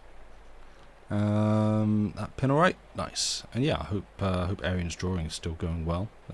Again, for those of you that came in, I forgot to say earlier, Arian, who you probably know, is multi-streaming. They are doing some art over on the other link in that pinned message up there. So, click that, and you can listen to this and watch that, and have yourself, your dog, I heard you like stream, so you can watch a stream while you stream. You're pretty much done? Nice. Alright, I mean, same. The sooner I start, the sooner I'm done. So, let her rip. This is Two Little Tales. First story. The Man with a Message for the Director General. Some days ago, in this second month of 1900, a friend made an afternoon call upon me here in London. We are of that age when men who are smoking away their times in chat do not talk quite so much about the pleasantness of life as about its exasperations. By and by, this friend began to abuse the War Office. It appeared that he had a friend who had been inventing something which could be made very useful to the soldiers in South Africa. It was a light and very cheap and durable boot which would remain dry in wet weather and keep its shape and firmness. The inventor wanted to get the government's attention called to it, but he was an unknown man and knew the great officials would pay no heed to a message from him.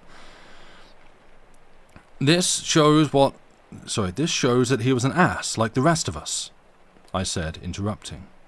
Go on. But why have you said that? The man spoke the truth. The man spoke a lie. Go on. I will prove that he... You can't prove anything of the kind. I am very old and very wise. You must not argue with me.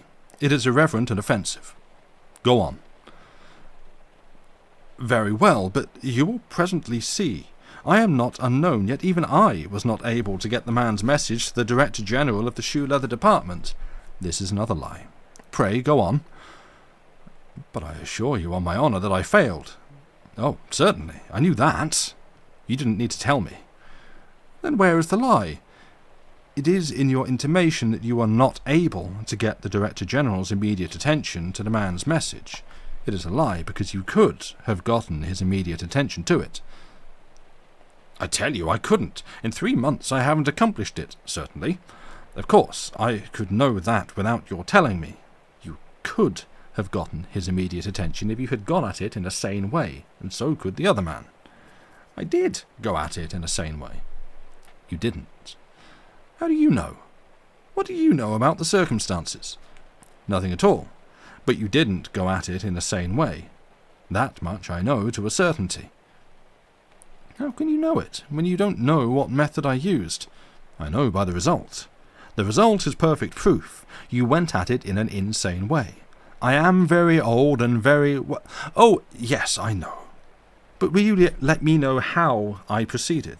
I think that will settle the matter, whether it was insanity or not. No, that has already been settled. But go on, since you desire to expose yourself. I am very... certainly. I sat down and wrote a courteous letter to the Director General of the Shoe Leather Department.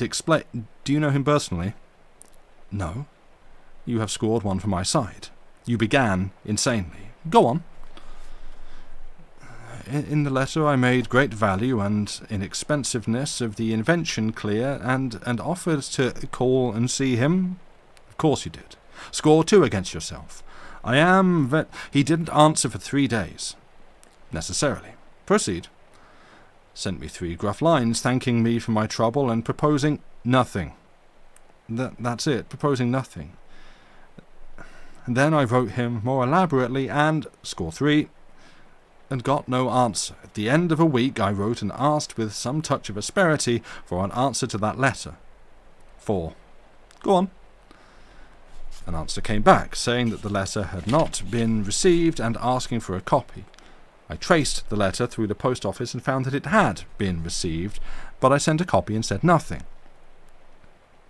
2 weeks passed without further notice of me. In the meantime, I gradually got myself cooled down to a polite letter temperature. Then I wrote and proposed an interview for next day, and said that if I did not hear from him in the meantime, I should take his silence for assent. Score 5. I arrived at 12 sharp and was given a chair on the anteroom and told to wait. I waited until 1:30, then I left ashamed and angry. I waited another week to cool down. Then I wrote and made another appointment with him for next day noon. Score 6. He answered, assenting. I arrived promptly and kept a chair warm until 2:30. I left then and shook the dust of that place from my shoes for good and all. For rudeness, inefficiency, incapacity, indifference to the Army's interests, the Director General of the Shoe Leather Department of the War Office is in my... Peace! I am very old and very wise, and have seen many seemingly intelligent people who hadn't common sense enough to go at a simple and easy thing like this in a common-sense way. You are not a curiosity to me. I have personally known millions and billions like you. You have lost 3 months quite unnecessarily. The inventor has lost 3 months. The soldiers have lost 3. 9 months altogether. I will now read you a little tale which I wrote last night. Then you will call on the Director General at noon tomorrow and transact your business. Splendid! Do you know him? No. But listen to the tale. Second story. How the chimney sweep got the ear of the Emperor. Summer was come, and all the strong were bowed by the burden of the awful heat, and many of the weak were prostrate and dying. For weeks the army had been wasting away with a plague of dysentery, that scourge of the soldier, and there was but little help.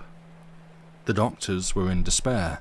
Such efficacy was their drugs and their sciences had once had, and it was not much at its best, was a thing of the past, and promised to remain so. The Emperor commanded the physicians of greatest renown to appear before him for a consultation, and he was profoundly disturbed. He was very severe with them, and called them to account for letting his soldiers die, and asked them if they knew their trade or didn't, and were they properly healers or merely assassins. Then the principal assassin, who was also the oldest doctor in the land and the most venerable in appearance, answered and said, We have done what we could, your majesty, and for a good reason it has been little. No medicine and no physician can cure that disease. Only nature and a good constitution can do it. I am old, and I know. No doctor and no medicine can cure it. I repeat it and I emphasize it. Sometimes they seem to help nature a little, a very little, but as a rule they merely do damage. The Emperor was a profane and passionate man, and he deluged the doctors with rugged and unfamiliar names and drove them from his presence. Within a day he was attacked by that fell disease himself. The news flew from mouth to mouth and carried consternation with it all over the land. All the talk was about this awful disaster, and there was general depression, for few had hope. The Emperor himself was very melancholy and sighed, and said, "The will of God be done. Send for the assassins again, and let us get over with it." They came, and felt his pulse, and looked at his tongue, and fetched the drug-store and emptied it into him, and sat down patiently to wait, for they were not paid by the job, but by the year. Part 2. Tommy was 16, and a bright lad. Hello, Joey, welcome in. But he was not in society. His rank was too humble for that, and his employment too base. In fact, it was the lowest of all employments, for he was second in command to his father, who emptied cesspools and drove a night cart. Tommy's closest friend was Jimmy, the chimney sweep, a slim little fellow of 14, who was honest and industrious and had a good heart, and supported a bedridden mother by his dangerous and unpleasant trade. About a month after the Emperor fell ill, these two lads met one evening about 9. Tommy was on his way to his night work, and of course was not in his Sundays, but in his dreadful work clothes, and not smelling very well. Jimmy was on his way home from his day's labour, and was blacker than any other object imaginable, and he had his brushes on his shoulder, and his soot bag at his waist, and no feature of his sable face was distinguishable except his lively eyes. They sat down on the curbstone to talk, and of course it was upon the one subject, the nation's calamity, the Emperor's disorder. Jimmy was full of a great project, and burning to unfold it. He said, "Tommy, I can cure His Majesty. I know how to do it." Tommy was surprised. "What, you?" "Yes, I." "Why, you little fool, the best doctors can't." "I don't care. I can do it. I can cure him in 15 minutes. "Oh, come off. What are you giving me?" "The facts, that's all." Jimmy's manner was so serious that it sobered Tommy, who said, "I believe you are in earnest, Jimmy." "Are you in earnest?" "I give you my word." "What is the plan? How will you cure him?" "Tell him to eat a slice of ripe watermelon." It caught Tommy rather suddenly, and he was shouting with laughter at the absurdity of the idea before he could put on a stopper. But he sobered down when he saw that Jimmy was wounded. He patted Jimmy's knee affectionately, not minding the soot, and said, "I take the laugh all back. I didn't mean you any harm, Jimmy, and I won't do it again.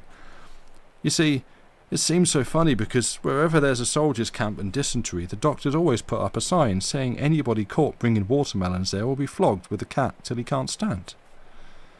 "I know it. Idiots," said Jimmy, with both tears and anger in his voice. "There's plenty of watermelons, and not one of all those soldiers ought to have died." "But, Jimmy, what put the notion into your head?" "It isn't a notion, it's a fact. Do you know that old grey-headed Zulu? Well, this long time back he's been curing a lot of our friends, and my mother has seen him do it, and so have I. It takes only 1 or 2 slices of melon, and it don't make any difference whether the disease is new or old. It cures it." "It's very odd. But, Jimmy, if it is so, the Emperor ought to be told of it." "Of course. My mother has told people, hoping they could get the word to him. But they are poor working folks and ignorant, and don't know how to manage it." "Of course they don't, the blunderheads," said Tommy scornfully. "I'll get it to him." "You? You night-cart polecat!" And it was Jimmy's turn to laugh, but Tommy retorted sturdily, "I'll laugh if you like, but I'll do it." It had such an assured and confident sound that it made an impression, and Jimmy asked gravely, "Do you know the Emperor?" "Do I know him?" "Why, how you talk. Of course I don't." "And how will you do it?" "It's very simple and very easy." "Guess. How would you do it, Jimmy?" Send him a letter. I never thought of it till this minute, but I'll bet that's your way. I bet it ain't. Tell me, how would you send it? Why, through the mail, of course. Tommy overwhelmed him with scoffings and said, "Now, don't you suppose every crank in the Empire is doing the same thing? Do you mean to say you haven't thought of that?" "Well, no," said Jimmy, abashed. "You might have thought of it if you weren't so young and inexperienced. Why, Jimmy, when even a common general or a poet or an actor or anybody that's a little famous gets sick, all the cranks in the kingdom load up the mails with certain sure quack ideas for him. And so what's bound to happen when it's the Emperor?" "I suppose it's worse," said Jimmy sheepishly. "Well, I should think so. Look here, Jimmy, every single night we cart off as many as 6 loads of that kind of letter from the backyard of the palace, where they're thrown. 80,000 letters in one night. Do you reckon anybody reads them? Sure, not a single one. It's what would happen to your letter if you wrote it, which you won't, I reckon." "No," sighed Jimmy, crushed. "But it's all right, Jimmy. Don't you fret. There's more than one way to skin a cat. I'll get word to him." "Oh, if you only could, Tommy, I should love you forever." "I'll do it, I tell you. Don't you worry. You depend on me." "Indeed I will, Tommy, for you know so much. You're not like other boys. They never know anything. How will you manage, Tommy?" Tommy was greatly pleased. He settled himself for reposeful talk and said, "Do you know that ragged poor thing that thinks he's a butcher because he goes round with a basket and sells cat's meat and rotten livers? Well, to begin with, I'll tell him." Jimmy was deeply disappointed and chagrined, and said, "Now, Tommy, it's a shame to talk so. You know my heart's in it, and it's not right." Tommy gave him a love pat and said, "Don't be troubled, Jimmy. I know what I'm about. Pretty soon you'll see. That half-breed butcher will tell the old woman that sells chestnuts at the corner of the lane. She's his closest friend, and I'll ask him to. Then, by request, she'll tell her rich aunt that keeps a little fruit shop on the corner 2 blocks above, and that one will tell her particular friend, the man that keeps the game shop, and he will tell his friend, the sergeant of police, and the sergeant will tell his captain, and the captain will tell the magistrate, and the magistrate will tell his brother-in-law, the county judge, and the county judge will tell the sheriff, and the sheriff will tell the Lord Mayor, and the Lord Mayor will tell the president of the council, and the president of the council will tell the—" "By George, but it's a wonderful scheme, Tommy. However did you—" "Rear Admiral, and the Rear Admiral will tell the Vice, and the Vice will tell the Admiral of the Blue, and the Blue will tell the Red, and the Red will tell the White, and the White will tell the First Lord of the Admiralty, and the First Lord will tell the Speaker of the House, and the Speaker—" "Go it, Tommy, you're almost there!" "Will tell the Master of the Hounds, and the Master will tell the Head Groom of the Stables, and the Head Groom will tell the Chief Equerry, and the Chief Equerry will tell the First Lord in Waiting, and the First Lord will tell the High Lord Chamberlain, and the High Lord Chamberlain will tell the Master of the Household, and the Master of the Household will tell the little pet page that fans flies off the Emperor, and the page will get down on his knees and whisper it to His Majesty, and the game's made." "I've got to get up and hurrah a couple of times, Tommy. It's the grandest idea that ever was. Whatever put it into your head?" "Sit down and listen, and I'll give you some wisdom, and don't you ever forget it as long as you live. Now, then, who is the closest friend you've got, and the one you couldn't and wouldn't ever refuse anything in the world to?" "Why, it's you, Tommy. You know that." "Suppose you wanted to ask a pretty large favour of the cat's meat man. Well, you don't know him, and he would tell you to go to thunder, for he is that kind of a person. But he is my next best friend after you, and wouldn't run his legs off to do me a kindness. And would run his legs off to do me a kindness. Any kindness, and he don't care what it is. Now, I'll ask you, which is the most common sensible? For you to go and ask him to tell the chestnut woman about your watermelon cure, or for you to get me to do it for you?" "To get you to do it for me, of course. I wouldn't ever have thought of that, Tommy. It's splendid. It's a philosophy, you see. Mighty good word, and large. It goes on this idea. Everybody in the world, little and big, has one special friend, a friend that he's glad to do favours to, not sour about, but glad. Glad clear to the marrow. And so, I don't care where you start, you can get at anybody's ear that you want to. I don't care how low you are, or how high he is. And it's so simple. You've only got to find the first friend. That is all. That ends your part of the work. He finds the next friend himself, and that one finds a third, and so on, friend after friend, link after link, like a chain. And you can go up or down it as high as you like or as low as you like. It's just beautiful, Tommy. It's as simple and easy as ABC. But did you ever hear of anybody trying it? No, everybody's a fool. He goes to a stranger without any introduction, or writes him a letter, and of course he strikes a cold wave, and serves him gorgeously right. Now, the Emperor don't know me, but that's no matter. He'll eat his watermelon tomorrow. You'll see. Hi, stop, it's a cat's meat man. Goodbye, Jimmy. I'll overtake him. He did overtake him, and said, Say, will you do me a favour? Will I? Well, I should say. I'm your man. Name it, and see me fly. Go tell the chestnut woman to put down everything and carry this message to her first best friend, and tell the friend to pass it along. He worded the message and said, Now then, rush. The next moment the chimney sweep's word to the Emperor was on its way. Part 3.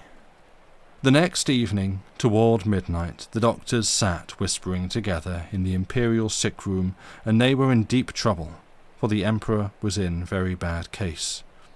They could not hide it from themselves, and every time they emptied a fresh drugstore into him, he got worse. It saddened them, for they were expecting that result. The poor, emaciated Emperor lay motionless, with his eyes closed, and the page that was his darling was fanning the flies away and crying softly. Presently the boy heard the silken rustle of a portiere, and turned and saw the Lord High Great Master of the household peering in at the door, and excitedly motioning to him to come. Lightly and swiftly the page tiptoed his way to his dear and worshipped friend the master, who said, 1 second, Joey wishes to leave the room.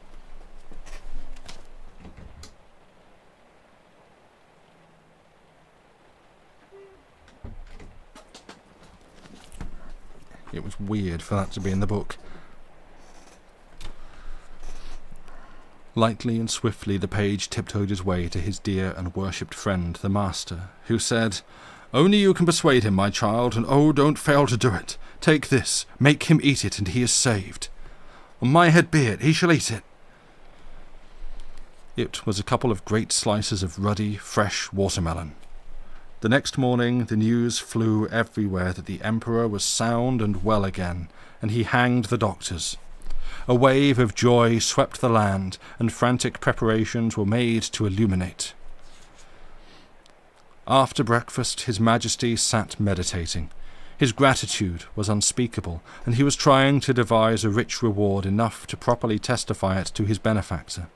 He got it arranged in his mind, and called the page and asked him if he had invented that cure. The boy said no. He got it from the master of the household. He was sent away, and the Emperor went to devising again. The master was an earl. He would make him a duke, and give him a vast estate which belonged to a member of the opposition.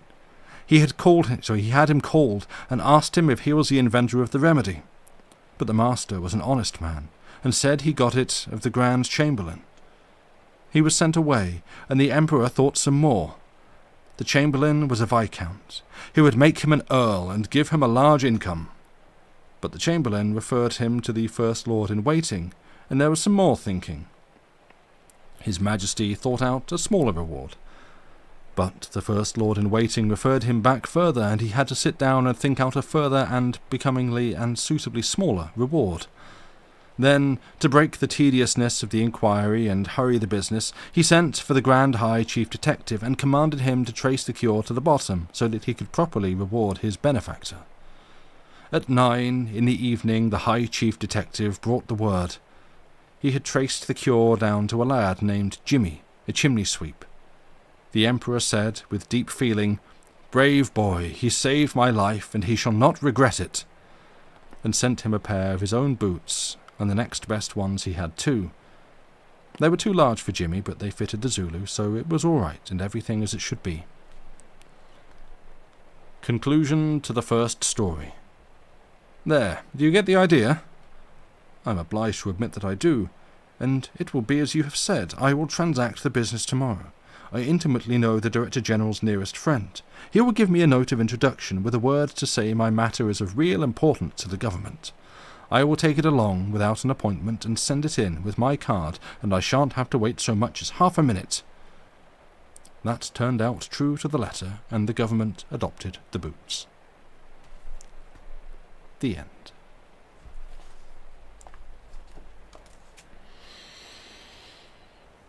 And that brings us to the end of the reading for tonight. You may all yawn and stretch as I have just done. You're definitely imagining Timmy and Tommy from Animal Crossing, even though this one's called Jimmy. I don't know that I'm familiar with those characters. But I will believe you. Right. That brings us to the end. Unless we have things that we wish to discuss. Yeah. How's everyone doing? I see adorable tiny raccoons. Oh, wait, yes, Dominic's nephews. Yes, no, I do know them.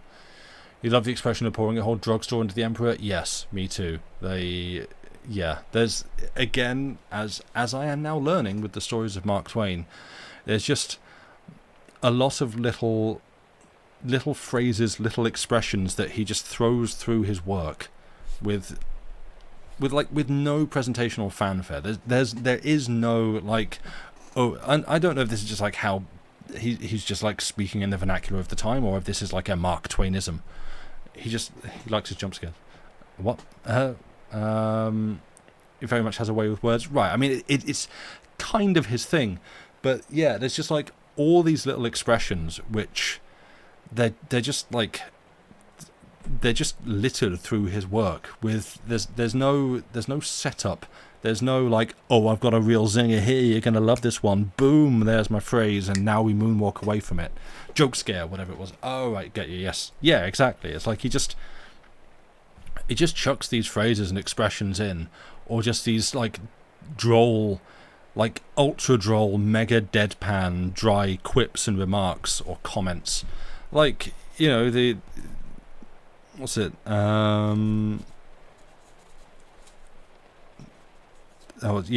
They could not hide it from themselves. Talking of the doctors, they could not hide it from themselves that every time they emptied a fresh drugstore into him, he got worse. It saddened them for they were expecting that result. That feels pretty funny. That kind of makes me want to laugh.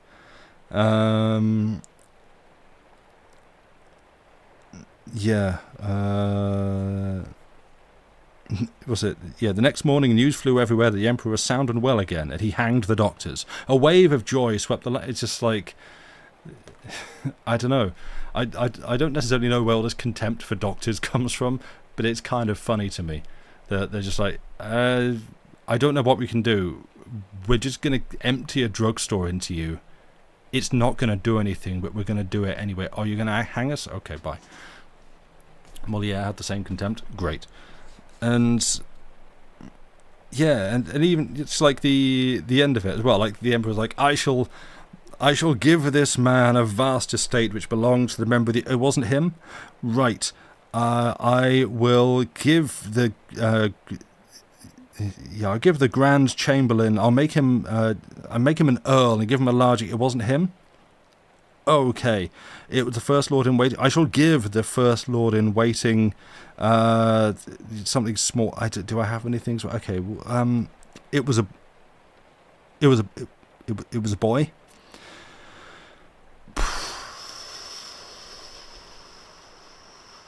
Give him some boots. My second best boots. Yeah. Okay. Will they fit him? No, but he can give them to another guy. It's like, yeah. You watch enough mudlarking videos to have heard a lot of really horrible quack medicines that kill lots of people. Oh, yeah. I mean, there's the aside from that, but kind of on a tangent. The only difference between a medicine and a poison is the dose. But also, yeah, there's a lot of, especially in this day and age, quackery and easy platforms for people to get that out there and just spreading some real harmful medicine ideas which are not backed by scientific research study or professional input. He's good at striking just the perfect, lightly sardonic tone. Yeah. Jimmy was happy. That's true. Jimmy was happy about it. But he did also have the resources to, like, you know, make him a duke or something. So yeah, that's what I find is like, yeah, it saved my life. Have some boots. Not my second best boots. No, good grief, not the good ones. No, the other ones. Do they fit him? No. He could grow into them though. You know, yeah. There's a lot of, all the way through, just very, very funny ways to put things. Shows that different worlds of two live in a very simple way. Yeah, exactly.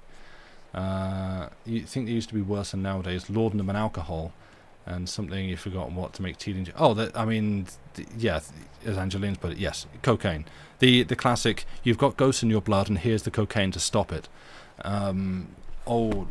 Yeah. Classic old-timey recipes. Yeah, cocaine and heroin to get the ghosts out of the blood. But anyway, on that cheery note, let's go to somewhere where we're not going to talk about those things, because I'm going to send you over to Serge, and Serge has a very family-friendly vibe and channel, where talk of such things does not test so well. But yeah, let us go over there and say hello. He's playing Valheim. After a long time away from Valheim, he is playing, I believe it's fair to say, one of his favourite games. And so an absolute delight of a human being. I advise you to follow him if you are not already. It doesn't have anything fun. No, it is just that. This means you understand if they cheer for hanging the doctor, that's what they give people. Yeah, true. Yeah, that's the thing. It's like, all they do is give us these drugs, literally narcotics. But yeah, I'm gonna go. Thank you all for being here. I don't know when, Lucy's real busy. We're getting into that stretch for her, so I'm not sure if there's going to be another stream here before next Saturday. So you may have to wait until then for more, but we will say things, ask us questions on the Discord if we've not said, me punching the desk, ask us questions on the Discord if we've not said anything. And you know, you'll not be around next week. Yeah, I thought as much because I have it in my calendar. But yeah, look after yourselves. We'll let you know when things are happening. And we will see you on the next one. I'm going to peace out. Have a good rest of the weekend, however much of it you have left. Thank you again, Erin, for the multi-stream. I hope it was a good time. Goodbye and good night.